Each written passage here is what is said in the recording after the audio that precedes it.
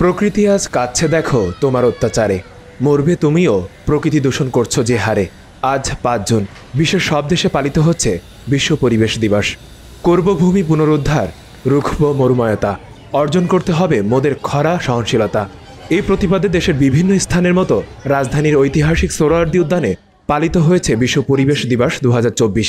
এর সময় প্রধান অতিথি হিসেবে উপস্থিত ছিলেন বাংলাদেশ আওয়ামী লীগের সাংগঠনিক সম্পাদক সুজিত রায় নন্দী। বিশেষ অতিথি হিসাবে উপস্থিত ছিলেন বাংলাদেশ আওয়ামী লীগের কেন্দ্রীয় কমিটির সদস্য মারুফ আক্তার পপি সহ আরও অনেকে। এই বৃক্ষ নিধন করছে, ওরা সভ্যতার শত্রু, ওরা মানবতার শত্রু, ওরা দেশের শত্রু, ওরা সমাজের শত্রু, ওরা জাতির শত্রু।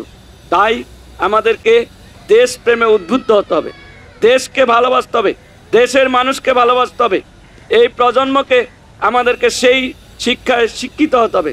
আমাদেরকে মুক্তিযুদ্ধের চেতনায় উদ্বুদ্ধ হয়ে আমরা আমাদের পরিবেশ বান্ধব নেতা বঙ্গবন্ধুর কন্যা জননেত্রী শেখ হাসিনার নেতৃত্বে ঐক্যবদ্ধ হয়ে আমরা পরিবেশের ভারসাম্য রক্ষা করব এবং এই ধরিত্রীকে আমরা প্রাণবন্ত রাখব। এই সমাজকে, এই জাতিকে, এই দেশকে আমরা প্রাণবন্ত রাখব। এটাই হোক আমাদের শপথ। বিশ্ব পরিবেশ দিবসের এই আয়োজন শুরু হয় প্রতীকী বৃক্ষরোপণের মধ্য দিয়ে। এছাড়াও চিত্র অঙ্কন প্রতিযোগিতা, মানববন্ধন অনুষ্ঠিত হয়। ফেরদৌস সাগর, জাগরণ টিভি।